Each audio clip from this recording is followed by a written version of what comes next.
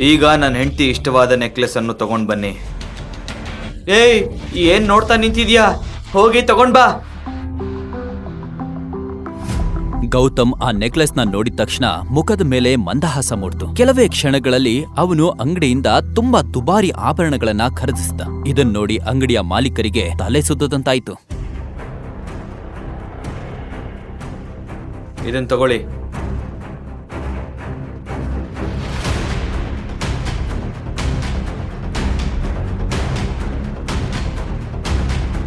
ಬನ್ನಿ ಪಟೇಲ್,